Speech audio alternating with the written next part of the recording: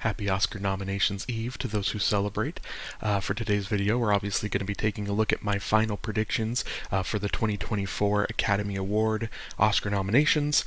We're going to take a quick look at all 23 categories. Obviously, some of them I'll spend a little bit more time talking about than others. But also, with me not really having all that many subscribers and me just kind of doing this for fun right now, I'm not going to go into too deeply in depth with these categories, and I'm not going to be giving you crazy stats and analysis. Obviously, I recommend checking out, the Oscar Expert, the Film Drunk, Luke Harefield, Next Best Picture podcast. Connor Old. There's plenty of great YouTube channels and podcasts that dive a lot more deeper into it and give you stats and analysis that I can't, at least in this video, I'm not going to quite provide. So for this video, the purpose is just kind of me getting these predictions out there and kind of having this record, of what I predicted for this year. So on this video, on the side, there will be, kind of the graphic that'll show you the predictions that I have in each category, and then down below there will be the next five, kind of, five potential surprises in every given category. Obviously, some of them are going to have absolutely no shot at all. But just a couple alternatives, like last year, Ruben Östlund, I didn't even have him in like my 5 alternates, so occasionally the Academy does kind of surprise us with those kind of out of nowhere picks. Another thing that I want to mention with these nominations is I've noticed this year there's a lot of consensus, I think, from a lot of people that are posting their predictions, and on one hand, that's kind of exciting because it makes you feel like, oh, we're kind of getting the hang of this, like we all might kind of get a good score this year. But I think what's really going to happen is tomorrow morning is going to be a lot of fun with nominations, because I think there's going to be a lot of big surprises that none of us are really predicting, because I think there's a lot of the consensus, on these categories, and so I think we're just in for a lot of surprises. And then I've also noticed that this year, more so than other years, there's a lot of the heavy hitters are going to be pushing. Like, I think I've currently predicted like 3 or 4 films to get double-digit nominations, and then there's a couple that are like right there too with 8 or 9 behind them. So I think this year a lot of the Best Picture nominees are spread out. They're all over. They're in so many different categories. So you're going to hear a lot of the same names over and over. And then one last thing before we get going into this, I do want to apologize in advance if at some point during this video my camera freezes or if the audio gets desynced. I'm not sure why it's doing that, but the last couple videos, obviously, I'm sure you've noticed it's been happening. So again, I don't know exactly why. I'm hoping that it either just kind of fixes itself or eventually I can figure out what the root of that is, but so far I haven't. But so again, apologies in advance. I believe that if the camera does freeze, eventually it will catch up again. But alright, with that being said, let's jump into the categories. We're going to start right off top, Best Picture. My 10 nominees are Oppenheimer, Poor Things, Holdovers, Barbie, Killers of the Flower Moon, Zone of Interest, Maestro, American Fiction, Anatomy of a Fall, and Past Lives. I currently have these kind of ranked. Every category is maybe not exactly perfect, but I kind of have them ranked kind of in the I'm most confident they're going to get, nominated up at the top. So the higher a thing is, if it gets snubbed, the bigger shock I'm going to have, tomorrow morning. But this is, it's crazy to say that the Best Picture category is maybe the most boring, because it's just, this is chalk. It's the PGA 10. I think a lot of us were kind of predicting this before we got to the PGA, and so we had learned from the Globes and the SAG and Critics' Choice and everything along the way. We'd kind of been picking a film here, taking a film there, and kind of were like, okay, this is what we're forming. I think this is what we're doing. And I think we'd all kind of come to this 10 consensus, and then PGA dropped the exact same 10 list that everyone was kind of already predicting at that point, and so it did kind of, kill a little bit of the excitement. And my number 11 is The Color Purple. Number 12, Spider-Man Across the Spider-Verse. The Color Purple maybe has a shot. I don't think Spider-Man has any sort of shot, at this point. So I think that's how locked up this top 10 is for Best Picture. So, there's just honestly not a whole lot to discuss, other than, like I was saying in the introduction there, that a lot of those films that I just listed for picture, you're going to hear their names a lot as we keep going on. The next category is Best Director. My predictions are Christopher Nolan, Martin Scorsese, Yorgos Lanthimos, Jonathan Glazer, and Greta Gerwig. Obviously, Nolan, Scorsese are locked, and then I think Lanthimos and Glazer have really great chances of getting in. The last spot, I mean, it really comes down to Greta Gerwig at number 5. All the momentum is leading away from Greta Gerwig, and it's, Alexander Payne got the BAFTA nomination over Gerwig, and so that's, everyone's kind of predicting that they're, right at the last second that they're kind of swapping places, and unfortunately, I kind of feel like that is what's happening, but I did this back in 2019, or for 2020 for the 2019 films. I did this with Greta Gerwig for Little Women. I had her in, and then at the last second, everything was kind of shifting toward drawing a blank on Todd Phillips. Everything was kind of shifting towards him, and I stood tall and said, I'm not changing off of Greta Gerwig. She deserves the nomination. I'm going to predict her. Obviously, I was wrong then. I'm going to try it again this year. I'm sticking with my guns, sticking with Greta Gerwig, fully prepared to have my heart broken again tomorrow morning with it being, and which is unfortunate because Alexander Payne, the Holdovers was a great film. I liked The Holdovers pretty much just as much as I liked Barbie, but it's just, and it's hard to look at this list and say, like, who else should have been taken out, and, to get Alexander Payne in, or to get Jonathan Glazer, whoever you're currently considering the new guy coming in. It's just unfortunate that everyone's kind of come to that consensus that it's Greta Gerwig is the easy one to snub, and, I do get there's some arguments over because she's just kind of the director of the big blockbuster studio film, and those directors don't always get the nominations. They're kind of the ones that get snubbed at the end, at the last minute. So I do understand the case for Greta Gerwig. I don't want to predict it, so I'm not. I'm gonna leave her in.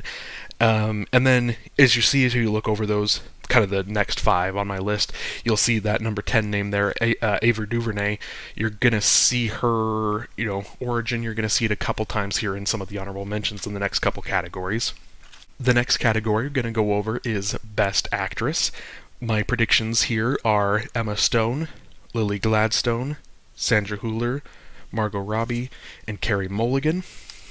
I think a lot of us are kind of coming to this consensus 5, especially after Margot Robbie. I think she was potentially another one that was getting close to being snubbed once she got the BAFTA nomination, kind of, I think, solidified herself for a lot of people.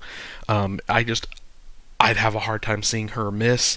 Carey Mulligan's another one that I think a lot of people had been trying to find excuses or reasons to be able to snub her come nomination morning, but ultimately I just don't think there's really a great case for being able to snub Carey Mulligan either. She's been getting everything that she needs to get. But it does kind of suck. You see the number 6, the first name off the list is Greta Lee. This is a little bit of a spoiler, but by not predicting Greta Lee, that was like the 3rd nomination that I thought Past Lives could have got. So it's hard to to have Past Lives in Best Picture, but to say it's not even going to be able to get 3 nominations because I can't find a way to squeeze Greta Lee in. It's Past Lives was my favorite film of the year, so that's kind of frustrating that I'm unable to do it. But this year, especially, Best Actress is so stacked. Every single actress here is in a Best Picture nominee. You can't find room to squeeze someone out in order to fit Greta Lee in. So, unfortunately, she's been getting a decent amount of nominations in the precursors along the way, but everywhere she's been getting nominated is somewhere where they have 6 nominations. So I think, unfortunately, she's kind of been that number 6 over and over again. And again, if you look at those, the next 5 that I have off the list, Anjanou Ellis Taylor for Origin, I have her there. I'm keeping my eye on Origin. I don't think anything's going to come of it, but you'll see again a couple more times throughout these categories that Origin's just kind of on the brink there. I'm keeping an eye on it, but not really going to predict it anywhere. The next category is going to be Best Actor. The predictions for me are Paul Giamatti, Cillian Murphy, Bradley Cooper, Jeffrey Wright, and Coleman Domingo. Again, this is another category that I think everyone's kind of come to this consensus 5. The top 4 feels locked, and so your last spot there is between Coleman Domingo or Leonardo DiCaprio. I think Andrew Scott was kind of making a case for it, but then once he couldn't get nominated at BAFTA, that kind of has caused all of us strangers to have a little bit disappointing of a showing in securing nominations this award season. So I actually have Barry Keoghan ahead of Andrew Scott. I don't think Barry Keoghan's going to happen, but he's been getting a couple nominations here and there, and so I think he deserves a spot. And then you see the last names there, Teo Yu and Zac Efron.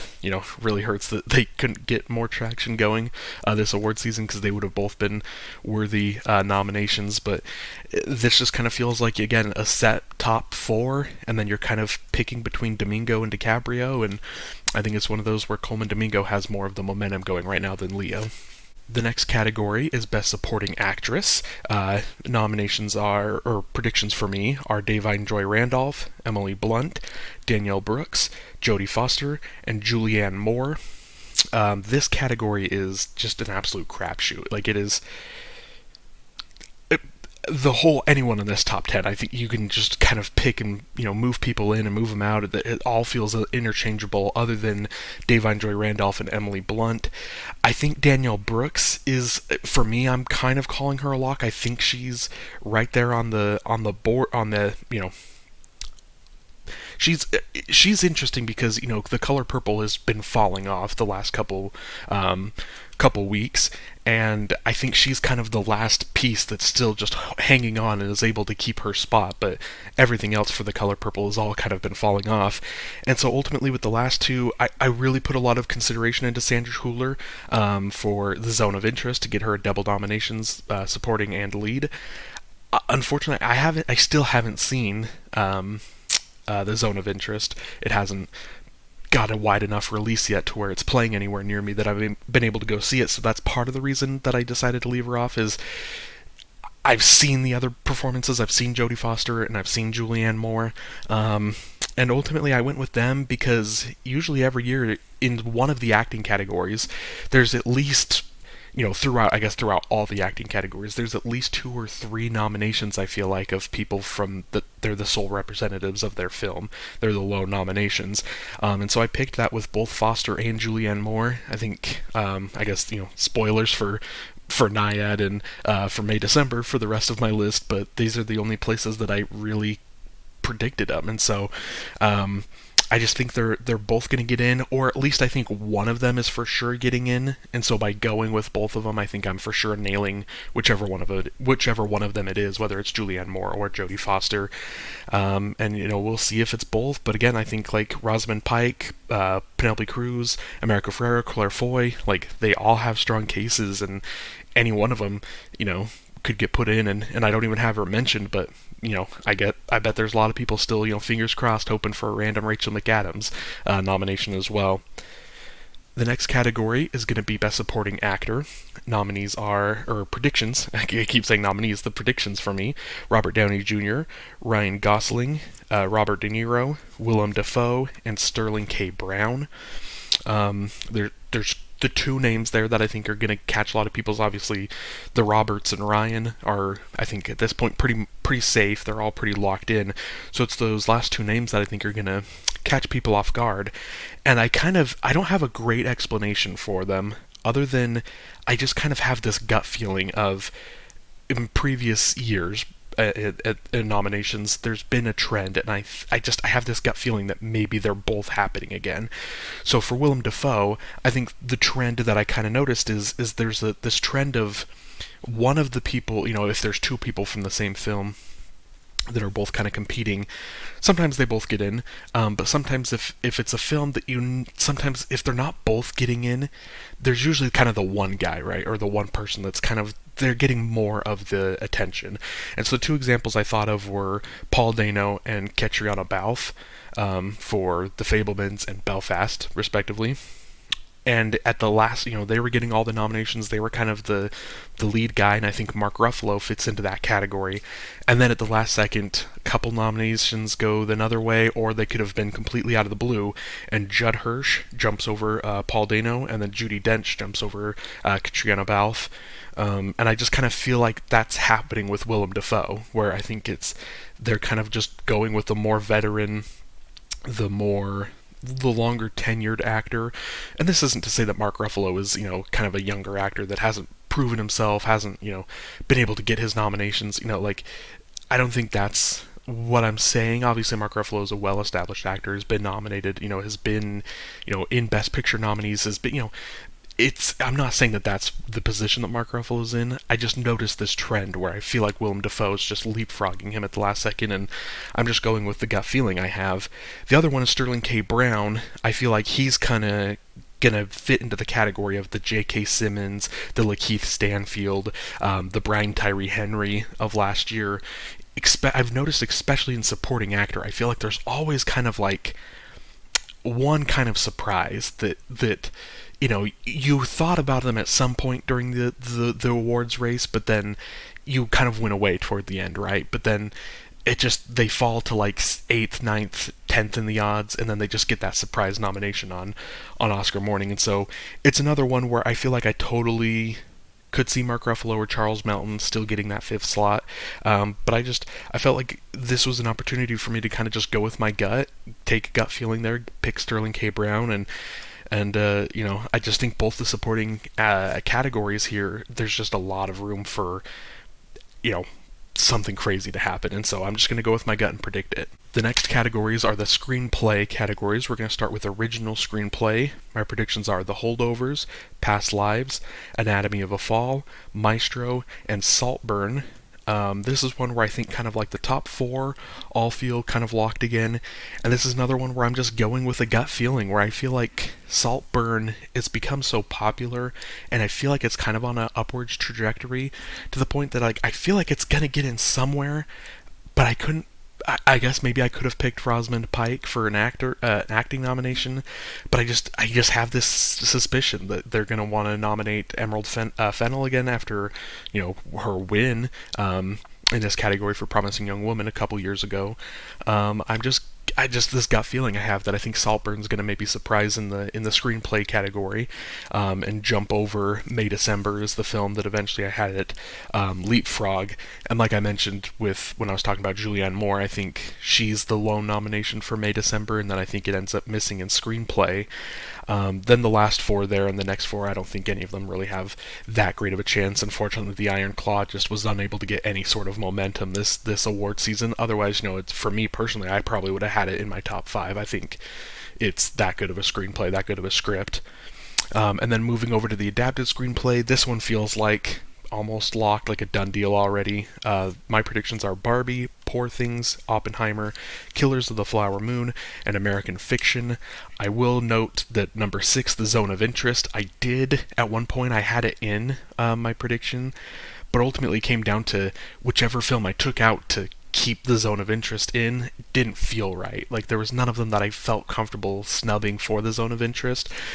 So I didn't do it, but I will just say keep your eye out for it on Oscar nomination morning. I think it's very possible that it could just get in, and then, we look back and something like, if you remember the 21 Oscars when Mank got snubbed for screenplay, it was one of those shocks of like, no one could have ever predicted it, but then, ultimately that's just what ended up happening because they had the Academy squeezed something else in over it. So I think it's very possible that one of these maybe misses for The Zone of Interest, but I've already taken a couple of risks up to this point, so I'm not going to take the risk here on this one. Next category is Best International Film. My predictions are The Zone of Interest, Society of the Snow, Fallen Leaves, Totem, and The Teacher's Lounge. This is one where I think international, oftentimes there's snubs. Sometimes clear frontrunners or clear locks get snubbed. Like last year's Decision to Leave, I think was everyone's like number 2. Like it was that locked in there on nominations, and it ended up just being completely, ignored by the Academy. And so, I don't know if The Taste of Things or 20 Days in Mariupol, I don't know if either of those, or Perfect Days even for that matter, I don't know if any of those fit that, like, Decision to Leave level of, like, people think they're locks. But ultimately, I think they're all kind of a little vulnerable. In an international film, I like to usually take about like one risk. Totem is one where I see a lot of people are kind of putting it in there, and the idea behind getting Totem in there is so that it's not every single film from like a European country. So squeeze. You can squeeze Totem in there, get one of those slots, and then I just in international I usually notice that there's kind of like that fifth film that's just another one of those out of nowhere picks, and like a couple years ago. What was the name? Luana, A Yak in the Classroom, I think was the name of that film that kind of just surprised out of nowhere. And so this year I'm just kind of taking the shot on the Teacher's Lounge. I don't have a great reasoning behind it. I haven't seen it. I've read like the synopsis a little bit, and I think it's one of those where I can see that being the type of film that a lot of people like, and if Academy voters have seen it, then maybe it kind of just is a surprise nomination. So that's another category where I'm just taking a shot on the number 5 and hoping that I can just at least get 4 out of 5 in the category. And then the next category is Best Animated Film. My predictions are Spider-Man Across the Spider-Verse, The Boy and the Heron, Elementals, Nimona, and Teenage Mutant Ninja Turtles Mutant Mayhem. This kind of feels like a consensus 5 again, another category. Suzume and Chicken Run Dawn of the Nugget, I think, are the next two that are like, knocking at the door, and so I think I've seen people that have, snubbed Team NT or Elementals. Even Nimona, I don't think is like necessarily secured. But I think as far as Netflix goes, I think that's the Netflix animated film that I think is going to get a bigger push or the nomination over Chicken Run. But it's another one of those categories where I just at this point it feels just about like a complete lock. Next category is documentary feature. My predictions are 20 Days in Mariupol, Beyond Utopia, Four Daughters, American Symphony, and Going to Mars, the Nikki Giovanni project. This is a category that I don't know. Like I haven't seen any of these yet, the documentaries. I don't happen to catch a whole lot of documentaries before the Oscars. So I'm not too familiar with a lot of these, so I will admit that Going to Mars, that's one that, I watched the Oscar experts, their prediction videos, and they sold me on that one. So, I squeezed that one back in. American Symphony, I think, is one that, it's the John Batiste film. And so I think, obviously the Academy, the Grammys, everyone kind of loves John Batiste. He's kind of having this extended moment, with award shows. So I think it's safe to kind of predict that one here. I will say that In the Rear View is the film that I have, at the end of the next 5 list, that I had that in there for a little bit, after reading the synopsis, and I thought that this might be something that could kind of surprise, and I still do. Ultimately, I just getting Going to Mars, kind of squeezing that in there, had to drop something, and so In the Rear View was the one that I snubbed, and so we'll see tomorrow morning if I'm going to be kicking myself for snubbing that one. Next category is Best Editing. My predictions are Oppenheimer, Killers of the Flower Moon, The Holdovers, Anatomy of a Fall, and Poor Things. This category, I think, obviously editing, you're going to see a lot of just the Best Picture nominees, especially the heavy frontrunners, are going to be up here because usually your Best Picture winner doesn't necessarily always win editing, but it's oftentimes nominated for editing. That's a trend that's gone on for a long time. I think Coda is maybe the only example of a trend that's of a film that's broken that trend. So obviously I've got 5 Best Picture nominees in there. The one thing I will mention is Poor Things and Barbie. I think that's up for that can be flipped either way. Ultimately I'm sticking with Poor Things. I think by keeping Greta Gerwig in there, and then I also have another category, kind of a surprise Barbie nomination coming up. By having those 2 extra categories kind of going Barbie's way, I feel like this one I'll lean more to Poor Things' way in terms of this toss-up category.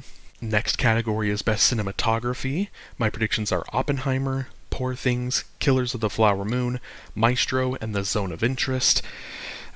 This is, another one that's, I think a lot of people have kind of come to this consensus 5. Again, I'm sorry I'm repeating that phrase over and over again of coming to a consensus 5. I will note that on the next 5 off, El Conde, I think, is A sleeper pick that a lot of people are, kind of predicting, kind of in the vein of Bardo from last year. I did see El Conde, and I did think the cinematography was great. So I could see that sneaking in. The other one I want to point out is Saltburn. I really wish this could be the category that it could sneak into. I really loved the cinematography of Saltburn. I think it was beautiful. I believe the DP for that film is the Toronto Blank, Damien Chazelle. I believe it was Damien Chazelle's kind of his usual DP. So I wished Saltburn could sneak in. I just ultimately don't think it's going to happen, but it's one that I would pick for that category. Next category is Best Visual Effects. My predictions are The Creator, Guardians of the Galaxy Volume 3, Indiana Jones and the Dial of Destiny, Godzilla -1, and Society of the Snow. So I've had been mentioning consensus 5s a lot. This is one category where I don't think there's like a consensus 3. I think everyone has all sorts of wild different predictions. I think most people have The Creator, and then Guardians of the Galaxy Volume 3 I think are the two that pretty much everyone has. Godzilla -1, I think a lot of people, the phrase everyone uses is hope dicting. I think we're kind of hope dicting that one, trying to get that one nominated. Indiana Jones is one that I think a lot of people have shifted to because it's been getting a lot of visual effects nominations in different precursors and then the kind of the state awards. And then Society of the Snow is another one that's just been coming on really strong, as it's been so popular on Netflix that it's kind of having, not quite to the extent of All Quiet on the Western Front, not quite to that extent of late surge, but I do think that Society of the Snow is having a little bit of that surge. But then it's tough because then you're snubbing Spider-Man. I had in for the longest time before kind of finally giving in and moving Society of the Snow and Indiana Jones in, and then Poor Things is the only Best Picture nominee here. So I think a lot of people are kind of like leaning on that to just give Poor Things an extra nomination, but I just don't think it's going to happen here for visual effects. Next category is production design. My predictions are Barbie, Poor Things, Oppenheimer, Killers of the Flower Moon, and The Zone of Interest. This is another category that I think is, for the most part, a consensus 5. Asteroid City I have just off the list. It's one of those that I have seen a couple people be a little bit bold in predicting that, and I do think it would be a worthy nomination. I just have a hard time predicting Wes Anderson films to get lone production design nominations after being so confident that The French Dispatch was going to get nominated a couple years ago. So ultimately I can't, pull myself to doing it, and so I'm going to stick with the consensus 5 on this one. Next category is costume design. My predictions are Barbie, Poor Things, Killers of the Flower Moon, Oppenheimer, and Napoleon. This is another one that's just, pretty consensus. I do think the color purple, I just have right outside the list. I think I was predicting the color purple for the longest time, but just these last couple weeks, it's just continued to fall, and, it's gotten to the point where it's just hard to, other than Danielle Brooks, again, like I was saying, is the one thing that's kind of hung on for the color purple. It's just hard to predict it anywhere. The next category is makeup and hairstyling. Predictions are Maestro, Poor Things, Oppenheimer, Golda, and Society of the Snow. I think, Killers of the Flower Moon has kind of been, just for being the Best Picture nominee, I think it's kind of been in a lot of people's 5. And then people are getting, makeup and hairstyling is a category that you can also kind of be very bold and make these bold predictions. And so I've seen some Voyage of the Last Demeter and Beau is Afraid picks. Ultimately, I don't think I quite have the guts to pull that, to make that prediction. I will say a lot of people are predicting Golda without having seen it. I did see Golda last year. And the movie was what it was. It wasn't necessarily some amazing movie that I really loved. It was okay, but I will admit that the makeup and the hairstyling, the transformation of Helen Mirren, that was the best part of the film. Next category is Best Score. My predictions: Oppenheimer, Killers of the Flower Moon, Poor Things, Spider-Man Across the Spider-Verse, and Barbie. I mentioned a couple categories ago there was another surprise Barbie nomination coming up. This was it. Kind of snuck Barbie in here. I don't feel good about it, but it's one of those categories where I feel so confident in the top 4, and then the last slot is just kind of up in the air. I could see it going to Barbie. I know a lot of people are kind of shifting to the zone of interest. Indiana Jones, if they want to, give John Williams another nomination. I think Elemental was a good score. One of the best parts. It's kind of toward the end. There was a kind of a moment of strong emotions, and the score really aids in that. But ultimately, I think I don't know. I'm just going to go with Barbie. I think it's another opportunity to just kind of get Barbie another nomination to stack that nomination total. Obviously, we're not getting anywhere near I think it was the Critics' Choice that nominated it like 14 plus. Actually, no, it was more than 14, right? Was it 18? Whatever the Critics' Choice did with Barbie, we're not reaching that level, but kind of getting it another nomination here by giving it the score. But ultimately, this is Ludwig Göransson for Oppenheimer's going to take this category. Next category is Best Sound. Nominations, predictions for me are Oppenheimer, Maestro, The Zone of Interest, Killers of the Flower Moon, and Ferrari. Another one where I think The Killer, Napoleon, Mission Impossible. I think some people are kind of flirting with putting any of those in, but I think that kind of comes down to the Ferrari spot. Then, if you feel bold about predicting any of those, you're probably snubbing Ferrari. Ultimately, I'm going to go with the car movie. I'm going to get Ferrari in there for sound. Next category is Best Original Song. Predictions are What Was I Made For from Barbie, I'm Just Ken from Barbie, The Fire Inside from Flaming Hot, Road to Freedom from Rustin, and It Never Went Away from American Symphony. Ultimately, you got the two Barbies in there, right? Dance the Night would also jump into the top 5 if you could get 3 from one movie, but the Oscars have a rule you can only get 2. So I think that's why Dance the Night gets snubbed. The Fire Inside is the Diane Warren song, so we are going to get Oscar-nominated film Flaming Hot, because Diane Warren gets a nomination every year. Road to Freedom, Lenny Kravitz, from Rustin. I think that's going to pair along with Coleman Domingo. You're going to get 2 nominations for Rustin. And then It Never Went Away. Again, I mentioned John Batiste earlier with American Symphony. I think this is another film where the love for him is strong, and I think he's going to get 2 nominations for documentary and for Best Original Song. And now we get to the last 3 categories, the short categories. I have very little knowledge about any of these, so we're going to kind of run through these pretty quick. First up, we got documentary short. My predictions are The ABCs of Book Banning, Camp Courage, The Last Repair Shop, Deciding Vote, and Black Girls Play, The Story of Hand Games.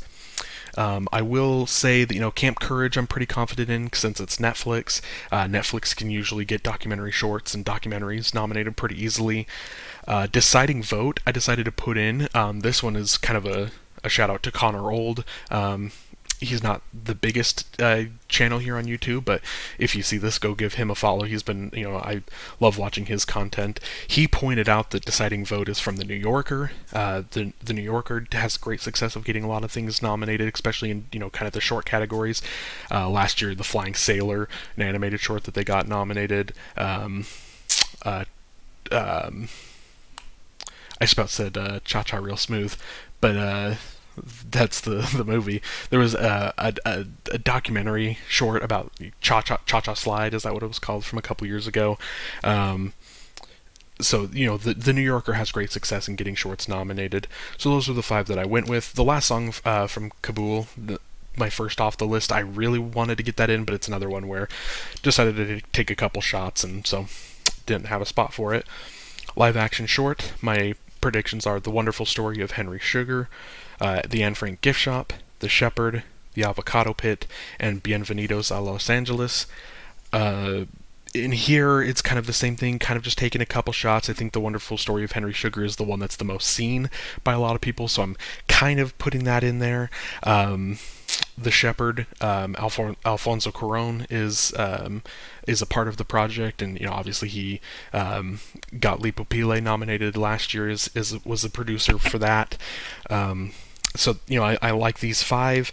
Strange Way of Life is one that I think a lot of people are kind of predicting, and I haven't seen it, but I've heard not great things from people that have, so that's why I didn't, sneak that, I believe it's Pedro Almodovar, that's why I didn't, get that in there. And then the last short category is animated short.